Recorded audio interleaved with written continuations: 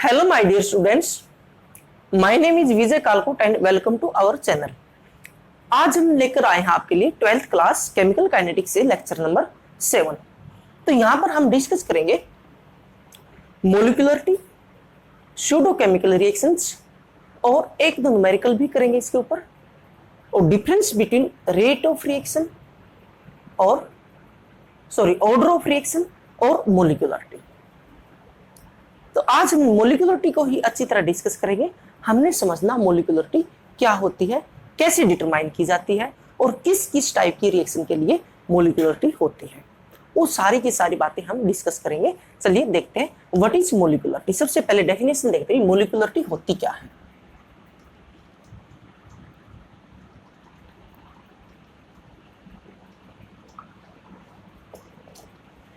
It is the number of, भाई ये कोई नंबर है, इट इज द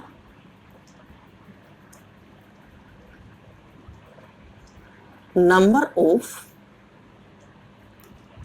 एटम्स और मोलिक्यूल्स, आयंस भी हो सकते हैं भाई, of reactant that must be collide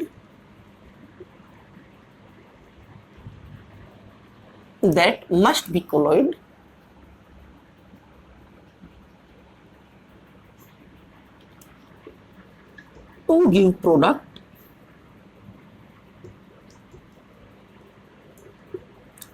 give product in an elementary reactions, in an elementary reaction। देखो ध्यान से देखो, इट इज द नंबर, ये एक नंबर है, ऑफ द एटम्स या एटम्स का, या फिर क्या मोलिक्यूल्स का, आयंस का भी हो सकता है, ऑफ द रिएक्टेंट्स, किसके रिएक्टेंट्स का, दैट मस्ट बी, जो बहुत जरूरी है, ठीक है, must be collide to give, collide टकराना, ठीक है, to give product in an elementary reaction. तो इन सारी बातों को हम क्या है ध्यान से समझेंगे भाई। एलिमेंट्री रिएक्शन क्या है, कोलाइड क्या है, एक क्या अरेनीस इक्वेशन के बाद कोलिजन थ्योरी आएगी जो आगे और डिस्कस करेंगे। कोलिजन थ्योरी के अकॉर्डिंग क्या है, कोई भी मॉलिक्यूल या फिर कोई भी क्या सब्सटेंस या फिर रिएक्टेंट का हो, उसका कोलाइड करना जरूरी है। कोई भी रिएक्टेंट बनाने के लिए क्या है, इनका कोलिजन जरूरी है। और कोलिजन भी कैसे होना चाहिए, ऐसे नहीं होना चाहिए कोलिजन हुआ, इनकी टकराव हुआ और प्रोडक्ट बन गया।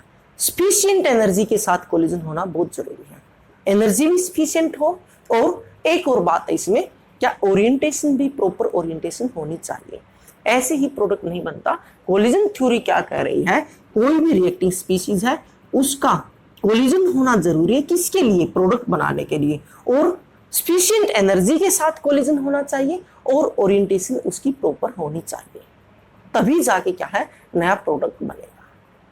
तो इसलिए क्या मोलिकुलरिटी में आप यही कहोगे भी नंबर ऑफ रिएक्टेंट, यानी कि क्या है एटम्स या molecule of reactants that must be collide, जो जरूरी है, कोलाइड साइमल्टेनियसली लिखो भाई, यहां पर एक वर्ड और लिखो साइमल्टेनियसली, ठीक है, एक साथ साइमल्टेनियसली, साइमल्टेनियसली, यहां एक वर्ड लिखो कोलाइड साइमल्टेनियसली, एक साथ, यानी कि एक साथ टकराव होना चाहिए उनका, तभी क्या हमारा प्रोडक्ट बनेगा। एलिमेंट्री रिएक्शन क्या होती है, एलिमेंट्री रिएक्शन होती है सिंगल स्टेप रिएक्शन, जो एक ही स्टेप में कंप्लीट हो जाती है, जिसका क्या है मैकेनिज्म नहीं होता। मल्टी स्टेप रिएक्शन नहीं होती, रिएक्शन दो टाइप की होती है, एक सिंगल स्टेप होती है और एक क्या होती है मल्टी स्टेप।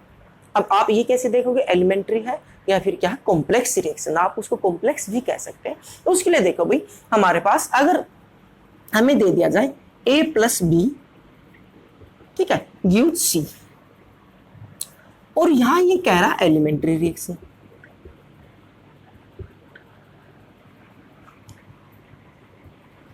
एलिमेंट्री रिएक्शन, ये तो हमने पता करना है एलिमेंट्री रिएक्शन। तो यहां पर देखो स्टूडेंट्स, अगर ये हमें ये पता करना एलिमेंट्री रिएक्शन कैसे है या नहीं है, तो यहां पर रेट कैसे निकालेंगे हम, रेट के ए रेज टू पावर 1 और क्या है concentration of b raise to power 1। ये हमारा रेट दे दिया गया, ध्यान दो भाई। और ये रेट कैसे दिया गया, ऐसे नहीं थ्योरेटिकल कैलकुलेट नहीं करा हमने कैसे कैलकुलेट किया है, एक्सपेरिमेंटली। ये हमारा डाटा क्या है, एक्सपेरिमेंटली,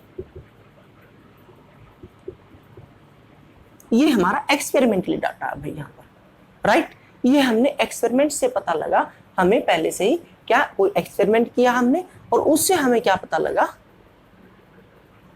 कि ये इसकी पावर 1 है और इसकी पावर 1 है कंसंट्रेशन।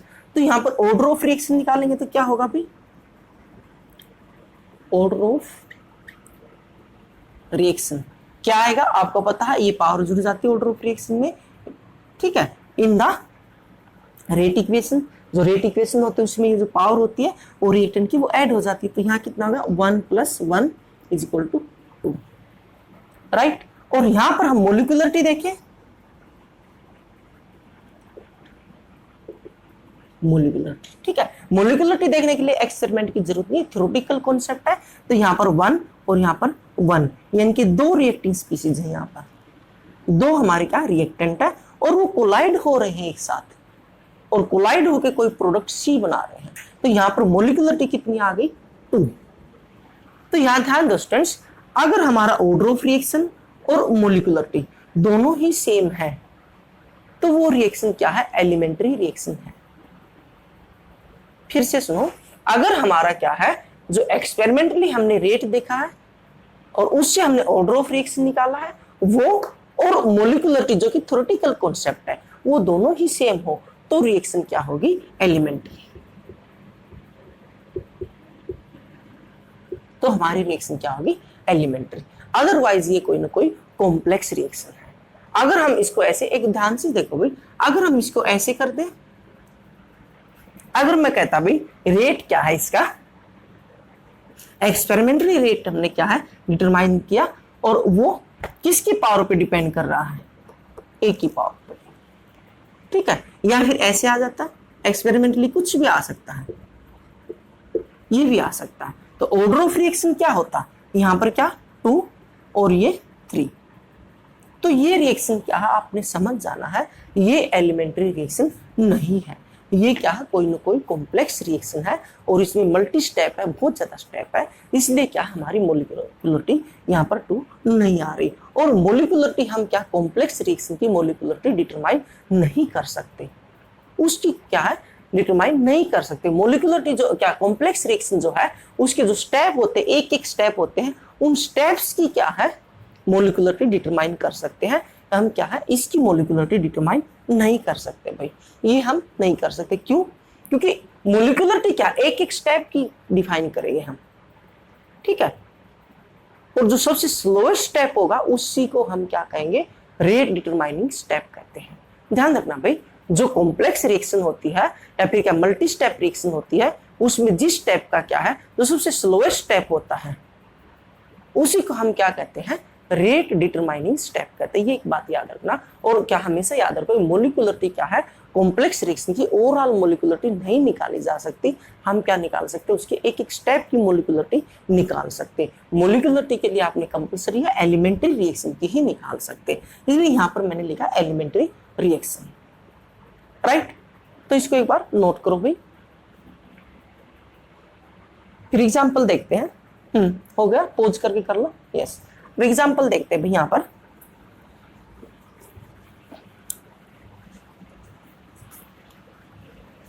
कुछ एग्जाम्पल करेंगे जो कि बहुत इंपॉर्टेंट एग्जाम्पल है।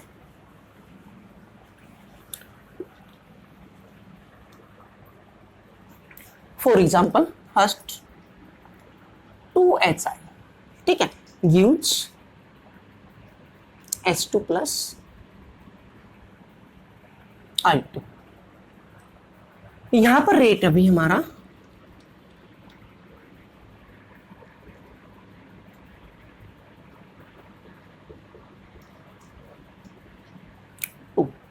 और ये हमने कैसे देखा, एक्सपेरिमेंटली। ऐसे नहीं है कि अपने आप ही मैंने काउंट करके लगा दिया, एक्सपेरिमेंटली डाटा है, याद रखना भाई, एक्सपेरिमेंटली ये हमारा आया। और अब हम मोलिकुलरिटी देखेंगे, तो मोलिकुलरिटी क्या आएगी, मोलिकुलरिटी, मोलिकुलरिटी में आपने कुछ नहीं करना, ये सीधे काउंट करने हैं, रिएक्टेंट स्पीसीज काउंट करने हैं, कितने आ रहे हैं, इन्वॉल्व हो रहे हैं रिएक्शंस के अंदर, तो कितने हो रहे हैं 2, तो ये भी कितनी आ गई मोलिकुलरिटी 2। ठीक है, यहां से इससे हम ऑर्डर ऑफ रिएक्शन देखेंगे। देखो ऑर्डर ऑफ रिएक्शन कितना आ गया, 2 आएगा, तो ये भी 2 आ गया, तो यहां पर देखो दोनों ही 2 आ रहे हैं, hence it is elementary reaction. तो आप यहां से कह सकते हैं भाई hence it is elementary reaction, elementary reaction. एक और देख लेते हैं एग्जांपल, सेकंड एग्जांपल यही लिखते हैं, NH4 NO2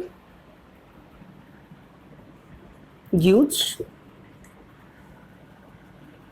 N2 plus 2H2 plus 2H2।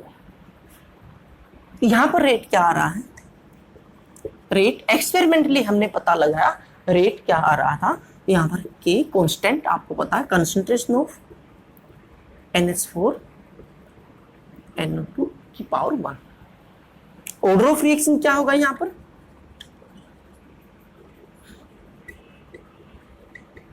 One. ठीक है, मोलिकुलरिटी क्या होगी, एक ही मोलिक्यूल है यहां पर, ठीक है, एक ही है रिएक्टिंग स्पीसीज, तो हमारी मोलिकुलरिटी क्या होगी 1। Hence it is elementary reaction.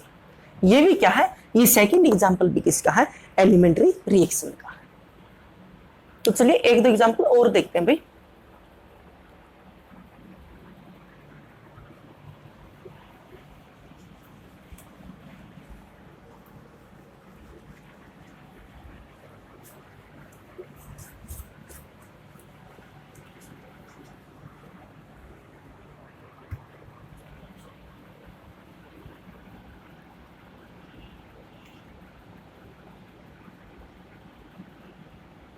NO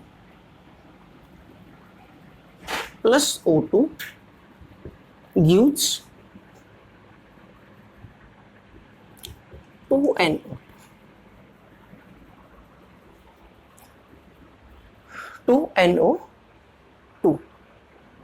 तो यहां पर रेट क्या आया, रेट हमने एक्सपेरिमेंटली देखा तो क्या है, कांस्टेंट कंसंट्रेशन ऑफ NO इसकी पावर 2, O2 इसकी पावर 1। तो ऑर्डर ऑफ रिएक्शन क्या होगा, ऑर्डर ऑफ रिएक्शन क्या होगा स्टूडेंट्स यहां पर 3, 1 और 2 3। और मोलिकुलरिटी क्या है,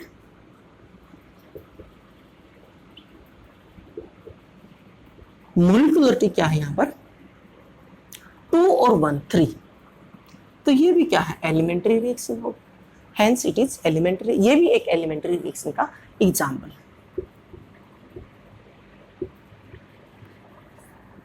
एलिमेंट्री रिएक्शन।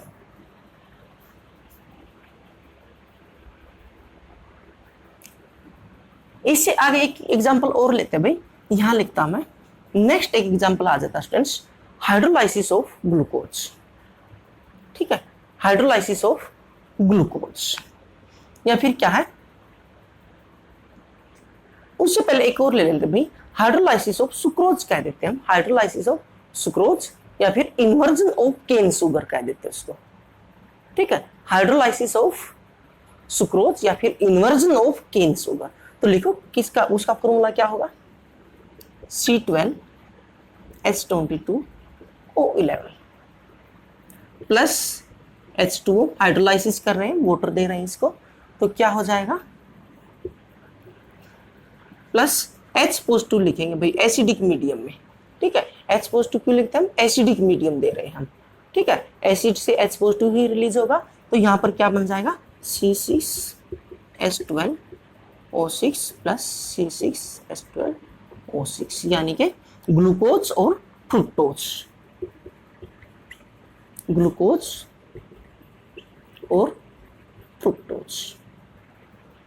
ठीक है, इनमें डिफरेंस नहीं होता भाई, ये क्या है लीवो रोटेटरी होता है और ये क्या है लीवो रोटेटरी होता है और ये क्या है डेक्स्ट्रो रोटेटरी होता है, डेक्स्ट्रो रोटेटरी होता है। जब स्टीरियो केमिस्ट्री हम पढ़ते हैं तो वहां पर क्या होती है प्लेन इसके सॉल्यूशन से, जैसे ग्लूकोज है, ग्लूकोज के सॉल्यूशन से क्या है अगर हम प्लेन पोलराइज्ड लाइट पास करते हैं, ठीक है, हमने ग्लूकोज का सॉल्यूशन लिया यहाँ पर, ठीक है, ऐसे एक ट्यूब होती है भाई उसमें डालते कैपिलरी ट्यूब में, यहाँ पर हमारे पास क्या है ग्लूकोज का सॉल्यूशन है और यहाँ से हमने प्लेन पोलराइड, एक ही प्लेन में थे भाई उसके सारी की सारी प्लेन पोलराइड लाइट क्या है हमने पास की इसमें से, तो वो उसको देखो ये क्या है बीच एक्सिस, ठीक है, इस लाइट को प्लेन पोलराइज लाइट को अगर वो देखो यहाँ ऐसे होनी थी सीधी, तो ये हमारी एक्सिस, अगर ये किसको इसको ऊपर से देखना नीचे से देखना किस साइड में, इस साइड में, कौन सी साइड है ये राइट साइड में, इस साइड में रोटेट कर दे तो हम इसको कहेंगे dextro rotatory, dextro rotatory,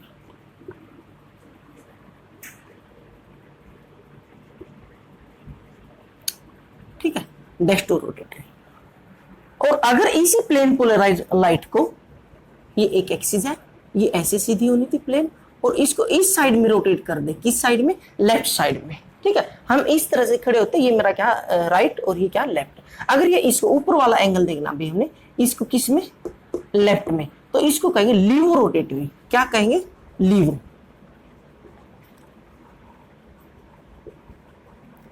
rotatory, ठीक है, इसको क्या है एल से स्मॉल एल से एल से रिप्रेजेंट करते हैं और इसको किससे डी से स्मॉल डी से करते हैं।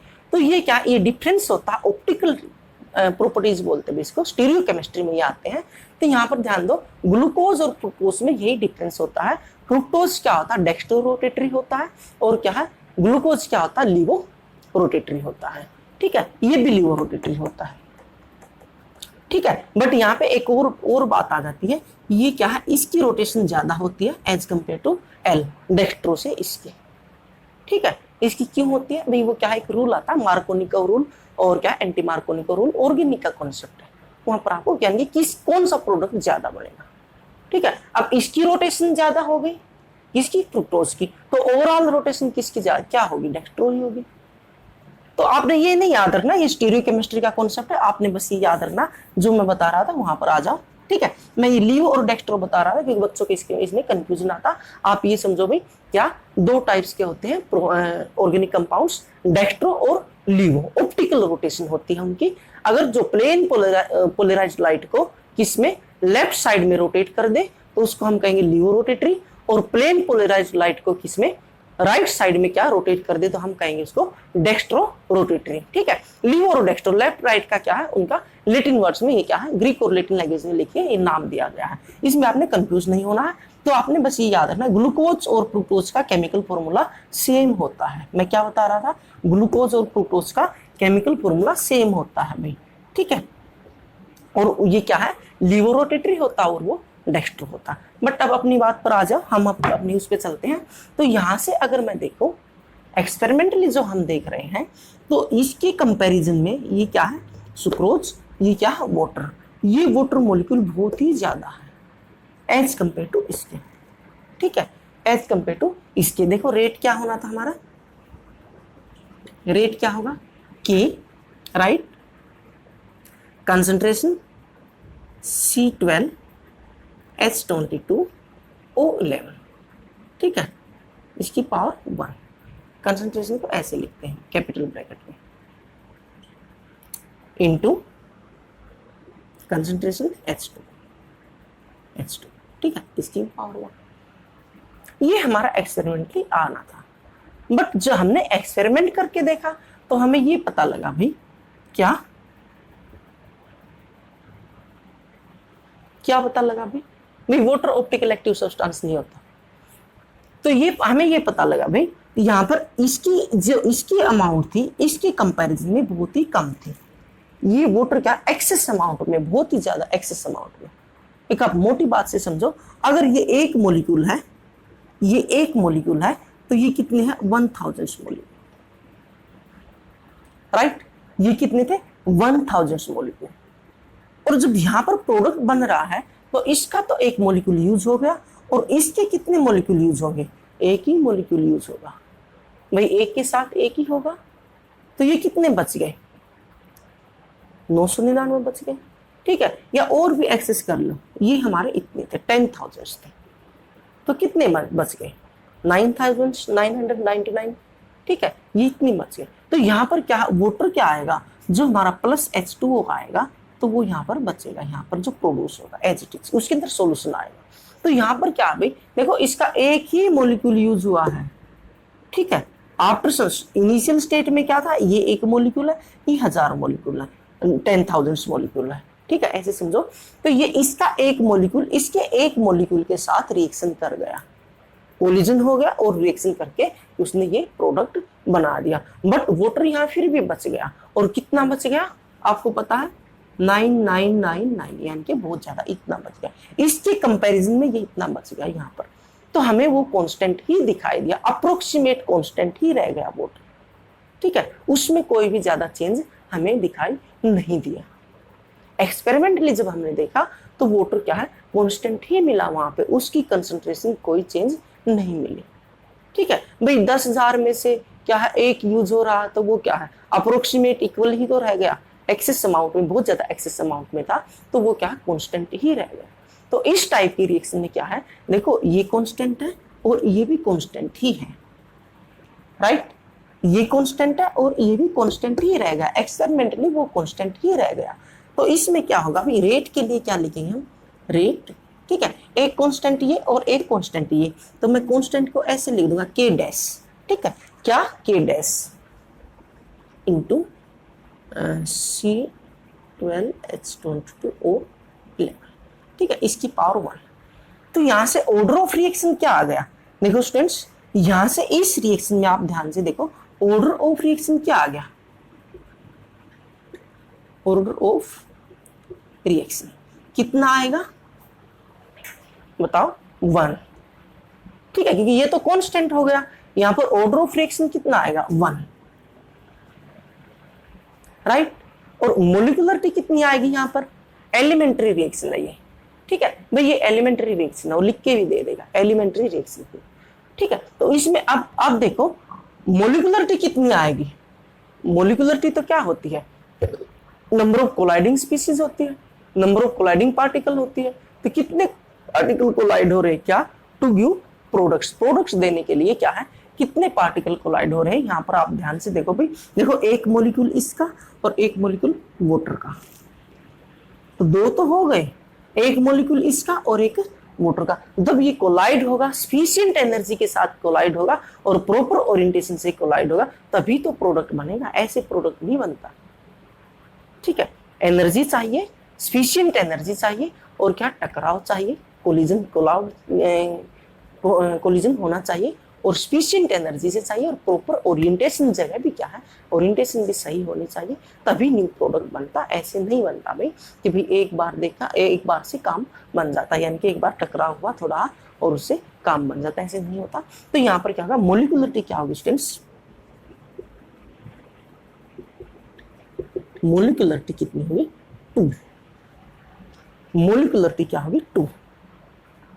तो इस टाइप की रिएक्शन को क्या है, हम देखो, ये तो झूठी बात हो गई, यानी कि ऑर्डर ऑफ रिएक्शन हमें लग तो क्या रहा था? 2 आएगा, मोलिकुलरिटी तो 2 ही है, हमें ऑर्डर ऑफ रिएक्शन क्या लग रहा था? 2 आएगा, बट क्या है, वो 2 नहीं आ रहा, वो तो क्या मिला हमें? 1 मिला। तो इस टाइप की रिएक्शन को कहते हैं सूडो केमिकल रिएक्शन। सूडो का मीनिंग होता है झूठा। ठीक है, सूडो केमिकल रिएक्शन, धोखा हो गया भाई, ये तो धोखा हो गया हमारे साथ। ठीक है, तो इस टाइप की रिएक्शन को हम क्या कहेंगे? Pseudo chemical reaction.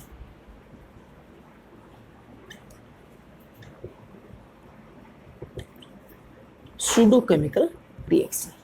इस रिएक्शन की एक बात और सुनो, इसमें क्या होता है, ऑर्डर ऑफ रिएक्शन क्या मोलिकुलरिटी से एक कम होता है, एलिमेंट्री रिएक्शन होती है। मैंने क्या बताया था, देखो जो एलिमेंट्री रिएक्शन होती है भाई,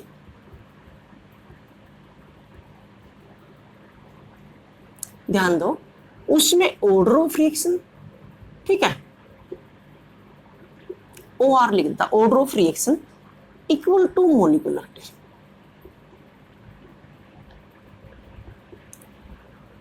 ठीक है, ये दोनों इक्वल होंगे। बट ये क्या होगा, 99% केस में होगा। ये इसका एक्सेप्शन आ रहा, अपवाद आ रहा। एलिमेंट्री रिएक्शन तो है ये, बट मोलिकुलरिटी और ऑर्डर ऑफ रिएक्शन क्या है, इक्वल नहीं है। ये क्या आ रहा है, इसका एक अपवाद, एक्सेप्शन आ रहा है। तो इसको क्या करो, 99% केसेस में क्या होगा, दोनों इक्वल होंगे। एलिमेंट्री रिएक्शन में, ऑर्डर ऑफ रिएक्शन में, जो कि एक्सपेरिमेंटली देखा जाता है, आपको पता है, रेट इक्वेशन से, और मोलिकुलरिटी भी इक्वल होंगे। किस में होंगे, 99% केसेस में होंगे। ठीक है, 99 के भी क्या, 99.9% केसेस में होंगे। अदरवाइज क्या है, ये क्या एक्सेप्शन आ जाते कुछ, और इनको कहते हैं सूडो केमिकल रिएक्शन, यानी कि जो दिखाई दे रहा था वो नहीं हुआ। इसको ध्यान से क्या करो, इसको नोट कर लो भाई, इसको नोट करो, पोज करके इसको नोट करो। फिर एक एग्जांपल और देते हैं इसका। तो इसमें नेक्स्ट एग्जांपल है students, hydrolysis of ethyl acetate. एक एग्जांपल और लेंगे हम, जो कि सूडो केमिकल रिएक्शन का ही एग्जांपल है, hydrolysis of ethyl acetate.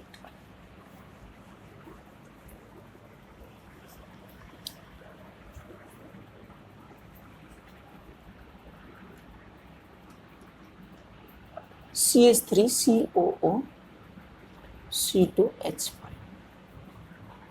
Hydrolysis करना भाई, वाटर तो देंगे ना,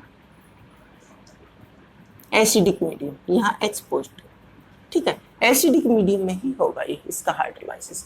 क्या बनेगा, COOH, देखो यहां से टूट गया, यहां से इसके साथ H जुड़ जाएगा, एसिटिक एसिड, और इसके साथ OH जुड़ जाएगा, ये क्या बन गया, इथेनॉल, C2H5OH, इथाइल अल्कोहल भी बोल देते हैं, यही तो है।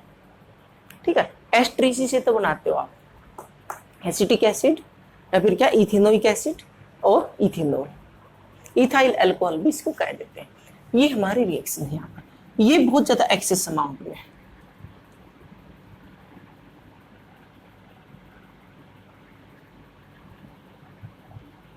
एक्सेस अमाउंट में, तो यहां भी रेट क्या होगा, कि कैसे होना चाहिए था, CH3 COO C2H5 H2।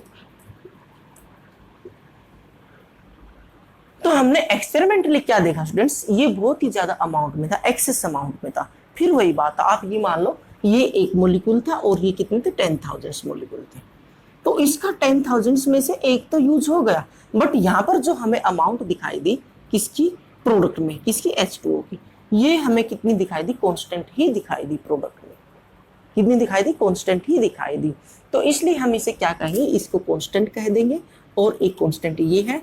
तो ओवरऑल रेट क्या हो जाएगा हमारा, रेट इज इक्वल टू के डैश, भाई के डैश लगा दिया, दोनों कांस्टेंट के लिए यूज कर दिया हमने, CH3 COO C2H5, right. Order of reaction यहां क्या होगा, ऑर्डर ऑफ रिएक्शन क्या होगा, 1, ठीक है। मोलिकुलरिटी क्या होगी, मोलिकुलरिटी आप कैसे काउंट करोगे, number of simultaneously reacting species, एक ये और एक ये यहां से होना चाहिए, मोलिक्यूल तो होगा ही तभी प्रोडक्ट बनेगा, अदरवाइज नहीं बनेगा। तो यहां पर आपने क्या, मोलिकुलरिटी कितनी होगी, 2। तो ये भी क्या है, एलिमेंट्री रिएक्शन है, बट मोलिकुलरिटी और ऑर्डर क्या सेम नहीं आ रहा है, तो ये भी क्या होगी, pseudo chemical reaction.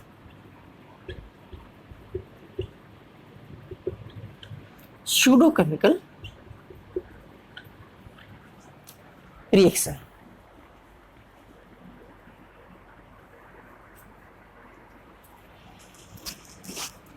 Pseudo chemical reaction. तो ये एक example, most important example, very very important example है दोनों।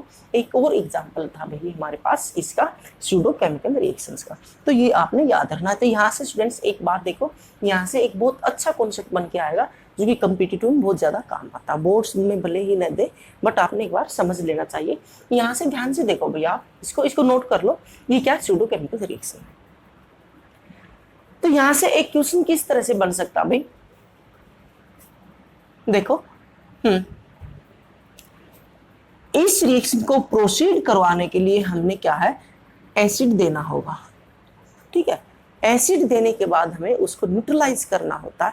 अगर एसिड नहीं देंगे तो रिएक्शन नहीं होगी।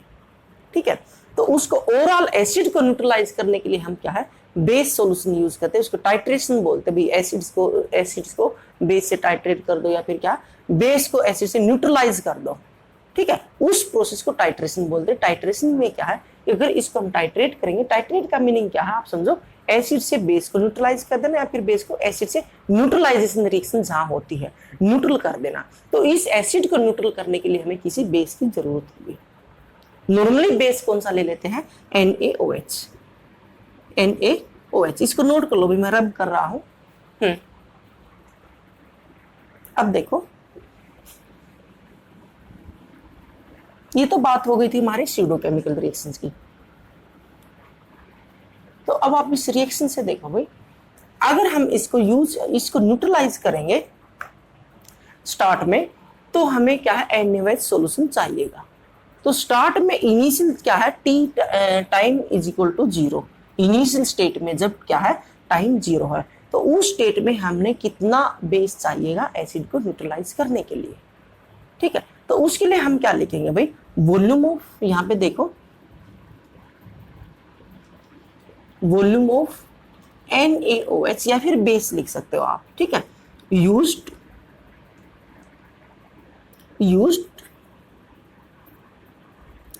Eight t is equal to 0। ठीक है, when time is equal to 0 था। मैं इसको बोल देता हूं V नोट। इनिशियल स्टेट में वॉल्यूम कितना होगा, V नोट बोल देता हूं। ये क्या होगा, directly proportional to acid present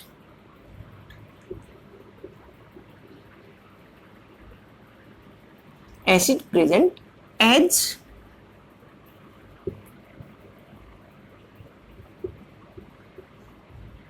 catalyst. जो एसिड हमारे पास प्रेजेंट है कैटालिस्ट की फॉर्म में, उसको न्यूट्रलाइज कर, जितना एसिड होगा उतना ही हमें बेस चाहिएगा। ठीक है, उसके डायरेक्टली प्रोपोर्शनल टू होगा एसिड प्रेजेंट है एज कैटालिस्ट। राइट, देखो ये भी यहाँ एसिटिक एसिड बन रहा है, यहाँ पर एसिटिक एसिड। और इस स्टेट के अंदर, इस टाइप की रिएक्शन के अंदर क्या है, किसी भी टाइम के ऊपर कोई टाइम स्पेंड हो जाता है, कोई टाइम स्पेंड होगा, तो आप समझो यहाँ से अगर कोई टाइम बीत गया, रिएक्शन हो गई, कुछ न कुछ रिएक्शन हो गई, तो आप समझ रहे हो ये रिएक्टेंट है, रिएक्टेंट से प्रोडक्ट बनेगा। तो फिर हमें कितना वॉल्यूम चाहिएगा, किसका, बेस का, इसको न्यूट्रलाइज करने के लिए। इस कैटालिस्ट वाले एसिड को भी न्यूट्रलाइज करना है, और इसको भी तो न्यूट्रलाइज करना पड़ेगा, जो ये प्रोडक्ट बन गया। इन दोनों को ही न्यूट्रलाइज करना पड़ेगा आफ्टर टी टाइम। ठीक है, बेस यानी कि volume of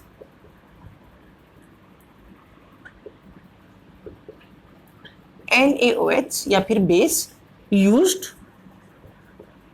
eight t is equal to t. T 0 नहीं भाई, टी टाइम, कोई टाइम स्पेंड हो गया, तो इसको बोलेंगे VT। ठीक है, VT volume at time t, किसी भी टाइम के ऊपर वॉल्यूम। तो ये क्या होगा फिर, directly proportional to acid present as catalyst plus acid formed as a product, as a product. जैसे इसमें क्या बन रहा है, इस रिएक्शन के अंदर एसिटिक एसिड। ध्यान दो भाई, किसी भी इनिशियल स्टेट में तो हमारे पास ये है ही नहीं।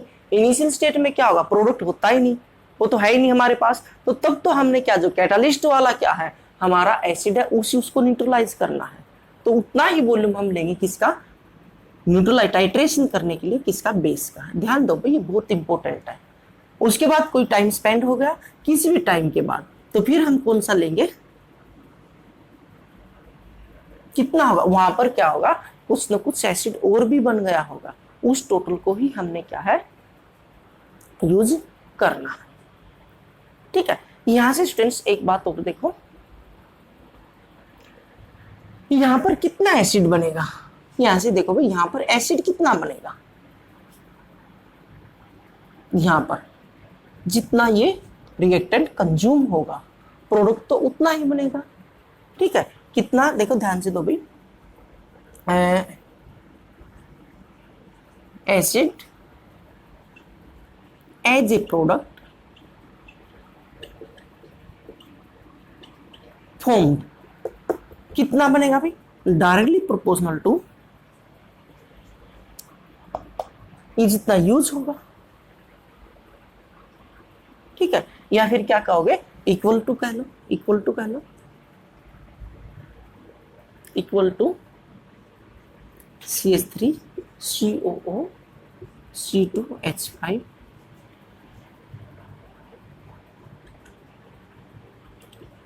Consumed.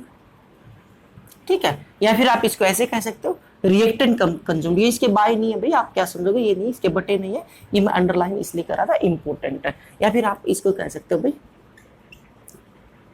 Reactant consume, reactant consume. ठीक है, अब इसको यहाँ, इसको यहीं पॉज करो, एक सेकंड के लिए सुनो, हमारी फर्स्ट ऑर्डर रिएक्शन क्या थी। फर्स्ट इसको यहीं छोड़ दो भाई, इसको यहीं पे रोक लो एक बार। ठीक है, यहाँ तक समझ लो। तो यहाँ तक मैंने आपको क्या समझा है कि हम टाइट्रेशन अगर करें इस टाइप के रिएक्शन में तो कितना बेस यूज होगा। इनिशियल स्टेज में जितना कैटालिस्ट के लिए एसिड यूज होगा उसको न्यूट्रलाइज करने के लिए, फाइनल स्टेज में क्या होगा, जितना एसिड, ये एसिड प्रेजेंट है और प्लस जितना एसिड बन गया एज ए प्रोडक्ट, वो दोनों को न्यूट्रलाइज करने के लिए। ठीक है, और वो कितना बनेगा, जितना यहाँ से कंज्यूम्ड होगा उसकी डायरेक्टली प्रोपोर्शनल टू होगा और उसके इक्वल टू होगा।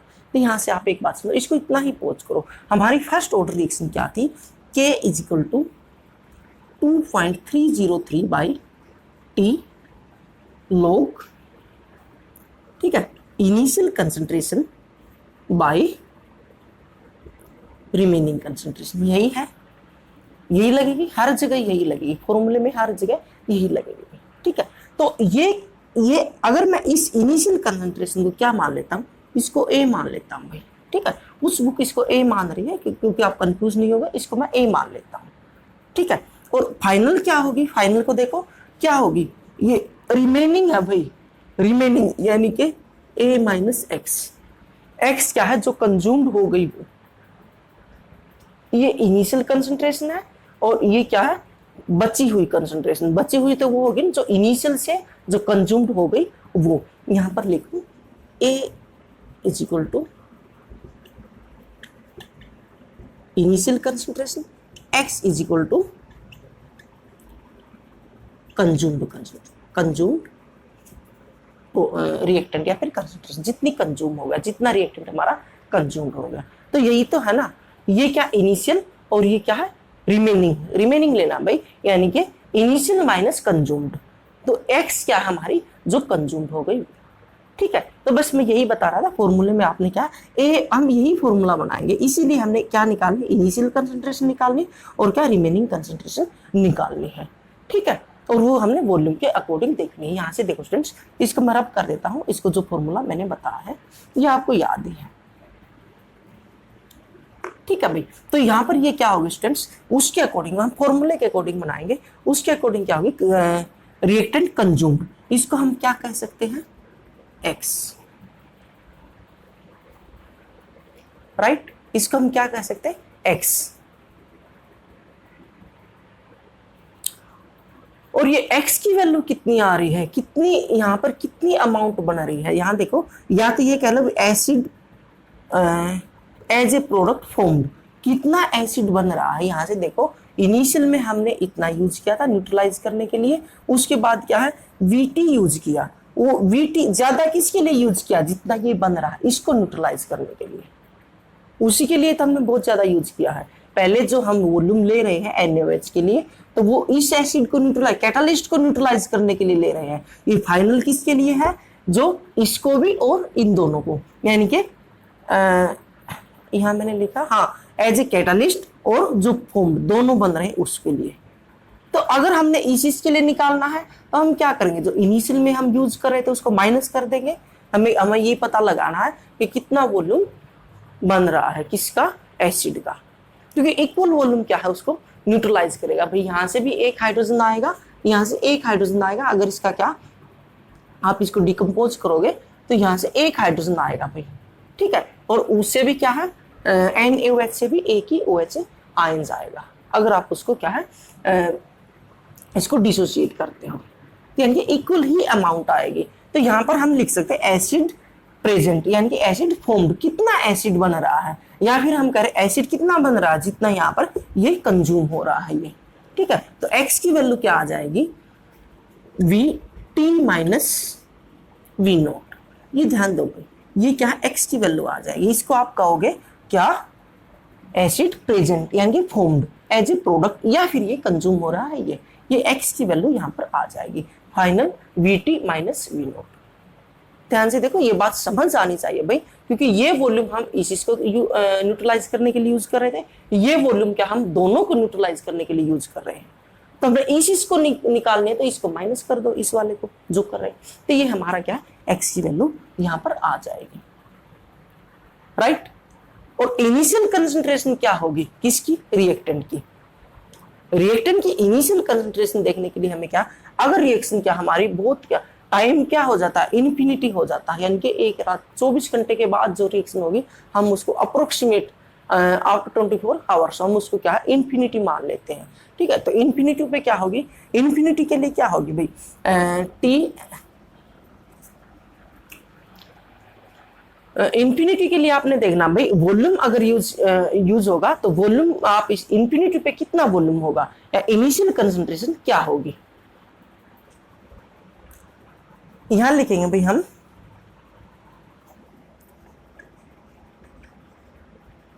Volume of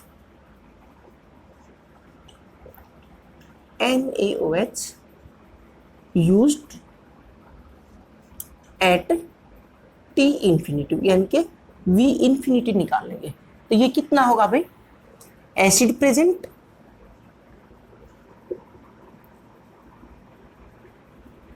as a catalyst plus maximum volume या फिर maximum acid formed as a product, maximum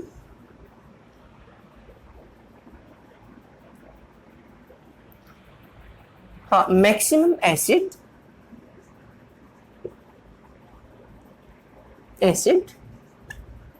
formed as a product, यही तो होगा जो एसिड हमारा प्रेजेंट है वो, और क्या है मैक्सिमम एसिड जो फॉर्म्ड होगा एज ए प्रोडक्ट वो होगा। देखो हम यहां से इसको आप 1 मान लो, ठीक है, इसको आप सेकंड ले लो, ठीक है, और इसको मैं थर्ड ले लेता हूं, ठीक है। बहुत सिंपल है भाई, देखो 0 के ऊपर क्या है इनिशियल टाइम पे क्या होगी V नोट, किसी भी टाइम पे Vt आएगी, इन्फिनिटी पे क्या आएगा इन्फिनिटी, यानी कि मैक्सिमम वॉल्यूम के कितना भी फॉर्म्ड होगा जितना प्रोडक्ट बनेगा। इसको एक बार नोट करो, फिर मैं रब करके यहाँ पे लिख रहा हूँ, इसको मैं रब कर रहा हूँ, यस। अब देखो भाई इसमें हमने क्या निकालना है, यहाँ से हमें ये निकालना है इनिशियल हमारा क्या है कंसंट्रेशन कितनी थी, इनिशियल कंसंट्रेशन। तो इनिशियल कंसंट्रेशन क्या होगी, या फिर एट क्या इंफिनिटी टाइम के ऊपर V इंफिनिटी क्या होगा, V इंफिनिटी क्या होगा, इसको नोट करो भी एक बार। आगे यहां लिखता मैं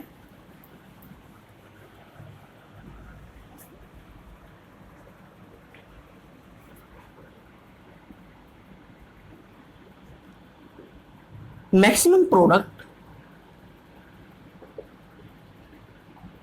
formed directly proportional to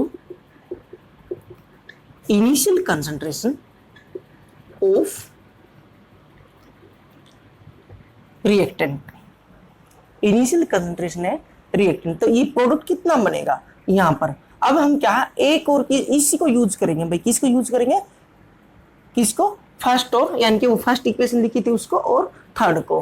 तो यहां पर देखो ये क्या आएगा V infinity minus V note, भाई कितना बना है, हमने जो इनिशियल में इसको न्यूट्रलाइज करने के लिए वॉल्यूम लिया था NaOH का, उसको माइनस कर देंगे। बाकी जो बच गया, जो इन्फिनिटी पर जितना वॉल्यूम हम यूज कर रहे हैं, वो किसके लिए बच गया, मैक्सिमम प्रोडक्ट फॉर्मेशन के लिए बच गया। ठीक है, और इनिशियल कंसंट्रेशन के लिए हम क्या लिखते हैं, ए। हमने क्या लिया था, a. Initial concentration of the reactant क्या लिया था, ए लिया था हमने यहाँ से। तो यहां से देखो स्टूडेंट्स, यहां से दो बातें निकल के आ रही है हमारे पास, इसको भी मैं रब कर देता हूं।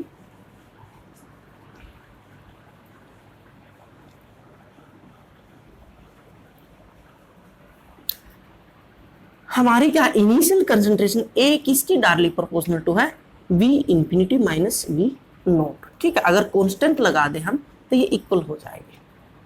ठीक है, ये हमारी क्या आ गई इनिशियल कंसंट्रेशन।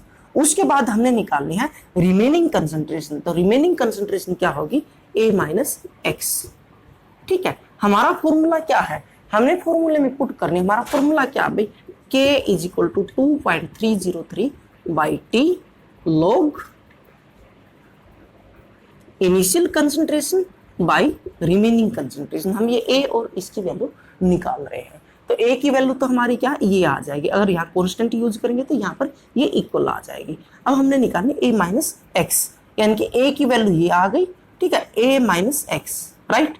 तो A की वैल्यू ये हो गई V infinity minus V note, right, minus x. X की वैल्यू ये रखे गए हैं।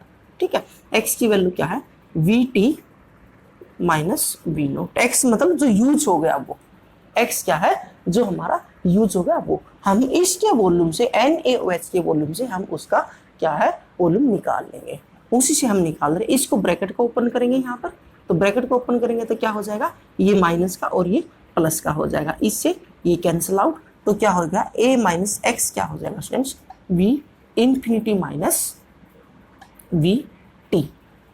ठीक है, volume at T time, right.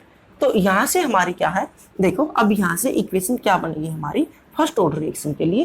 First order reaction ही है ये, सूडो केमिकल रिएक्शन है, सूडो फर्स्ट ऑर्डर रिएक्शन बोलेंगे हम इसको, क्या बोलेंगे, सूडो फर्स्ट ऑर्डर रिएक्शन। तो यहां से हमारा क्या आ जाएगा, कांस्टेंट निकालना है 2.303 बाई टी लॉग ए की जगह मैं क्या रख दूं, ये। ठीक है भाई, ए की जगह क्या रख दूं, ये डायरेक्टली प्रोपोर्शनल टू है, बट हम कांस्टेंट यूज करेंगे तो क्या है, ये इक्वल हो जाएगा। क्या रखूं, V infinity minus V note by, yes, V infinity minus V T, क्योंकि वो किसका वॉल्यूम देगा, बेस का वॉल्यूम देगा, हमें उसका वॉल्यूम नहीं देगा। इसके ऊपर एक न्यूमेरिकल करेंगे हम। तो ये हमारा फॉर्मूला बन गया, इसको नोट कर लो भाई, ये आपने याद रखना है, ये आपने याद रखना। बस आपने वो मैंने इसलिए ड्राइव करवाया था, वो ड्राइव करने की भी जरूरत नहीं है, आपने ये याद रखना। कॉम्पिटिटिव में आपका फॉर्मूला यूज होगा, कांस्टेंट क्या होगा भाई 2.30, यानी कि फर्स्ट ऑर्डर रिएक्शन के लिए आपको पता 2.303 by t log volume of, किसका वॉल्यूम दे रहा है, NaOH का, बेस का वॉल्यूम देगा यहाँ पर, infinity at infinity minus initial volume by volume of infinity minus volume at T time, right.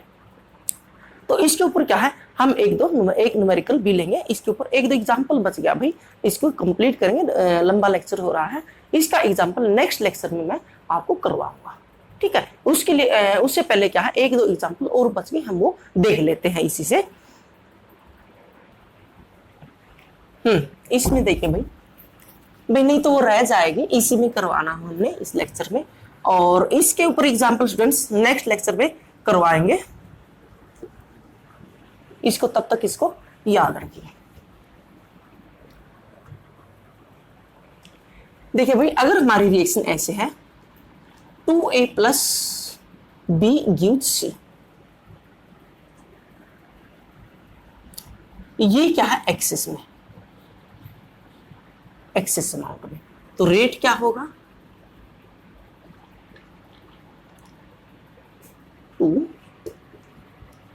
ठीक है, ये एक्सपेरिमेंटली है भाई, ये क्या है एक्सपेरिमेंटली डाटा है, रेट इज इक्वल टू ये के तो आएगा ही आएगा। ठीक है, ये तो एक्सिस में होगा, ये कांस्टेंट हो गया, एक्सिस में हमें कांस्टेंट ही दिखाई दे रहा है। ठीक है, एक्सपेरिमेंटली जब हमने देखा तो वो कांस्टेंट ही रहा, उसमें हमने कोई भी चेंज नहीं डिजर्व किया। तो रेट क्या होगा के डैश, ठीक है, के डैश कांस्टेंट, एक ये कांस्टेंट और एक ये कांस्टेंट, के डैश ले लेंगे और a रेज टू पावर 2 हो जाएगी, a रेज टू पावर 2 होगी। तो ऑर्डर ऑफ रिएक्शन क्या होगा स्टूडेंट्स? ऑर्डर ऑफ रिएक्शन क्या होगा? 2। मोलिकुलरिटी क्या होगी यहां पर? मोलिकुलरिटी क्या होगी? एलिमेंट्री रिएक्शन कह रहा है।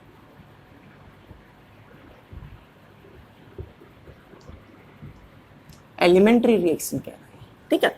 तो मोलिकुलरिटी क्या होगी यहां पर?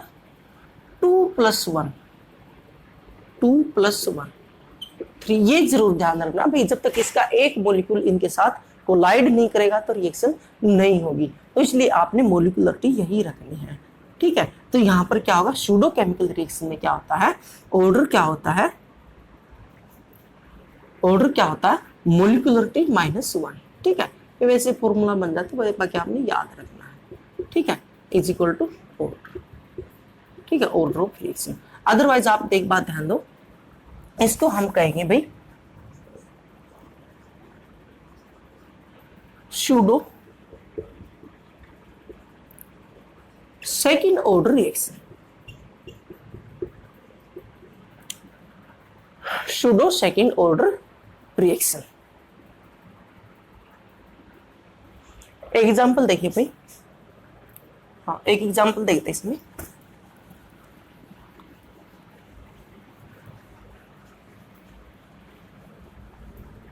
अगर आपको इस तरह से दी गई हो reaction CH3CHO gives CH4 plus CO,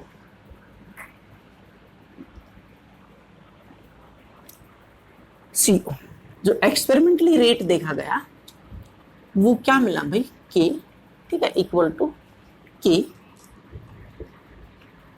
CH3CHO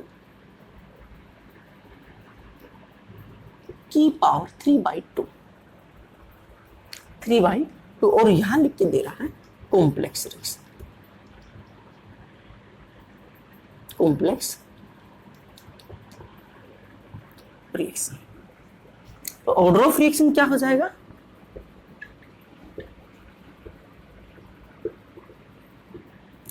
order of reaction क्या हो जाएगा स्टूडेंट्स? यहां पर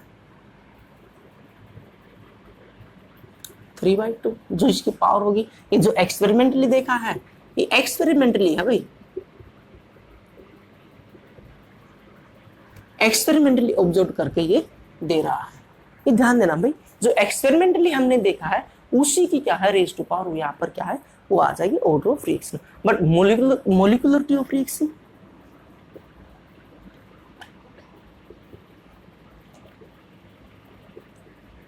मोलिकुलरिटी ऑफ रिएक्शन क्या होगी स्टूडेंट्स?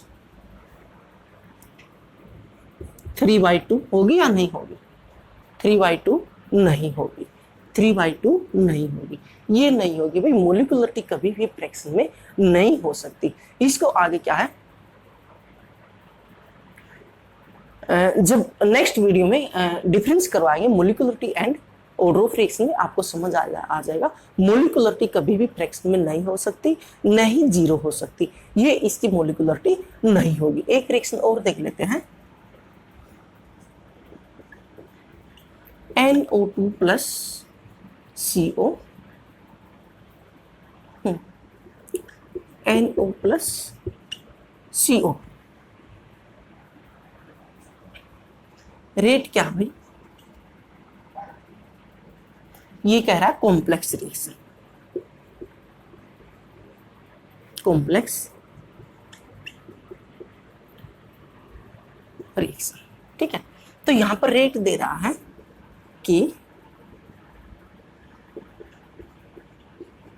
NO2 की पावर 2, ये एक्सपेरिमेंटली दे रहा है,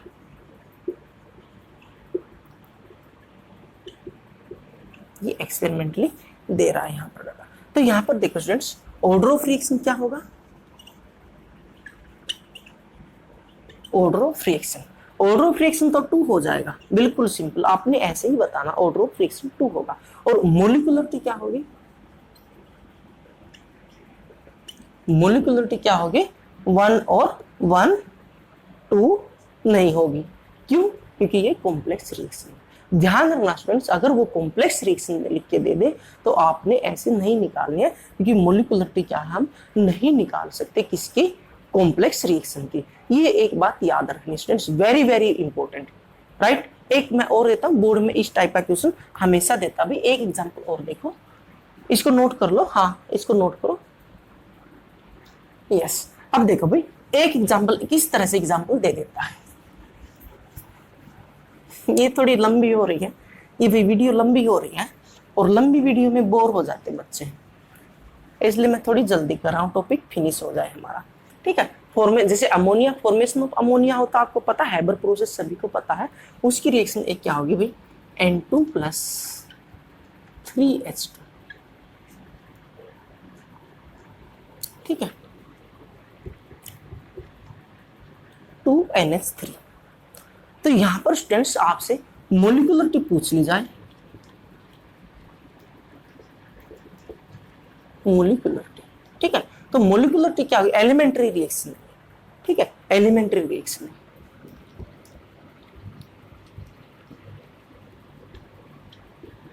एलिमेंट्री रिएक्शन, तो मोलिकुलरिटी क्या होगी स्टूडेंट्स, सिंपली तो आप क्या करोगे, 3 और 1 4 करके आ जाओगे, ठीक है, 4। बट इसकी मोलिकुलरिटी 4 नहीं होगी, इसकी मोलिकुलरिटी होगी 3, ये नहीं होगी भी 3 होगी। यहां से ध्यान रखो भाई, मोलिकुलरिटी मस्ट बी, क्योंकि ये कह रहे हैं एक्सपेरिमेंटली ये देखा गया है कि मैक्सिमम क्या है, 3 से ज्यादा मॉलिक्यूल्स या फिर क्या रिएक्टिंग स्पीसीज कोलाइड साइमल्टेनियसली नहीं हो सकते।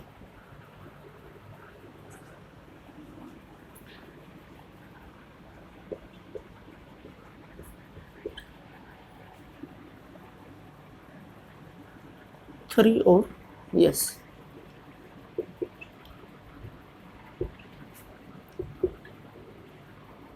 more than 3,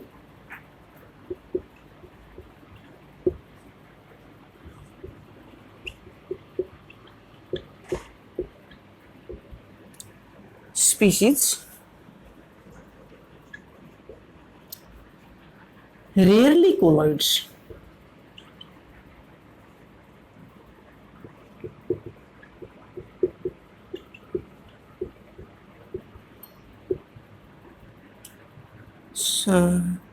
simultaneously, hence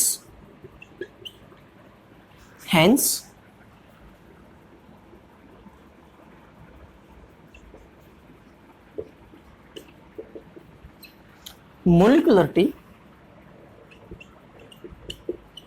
must be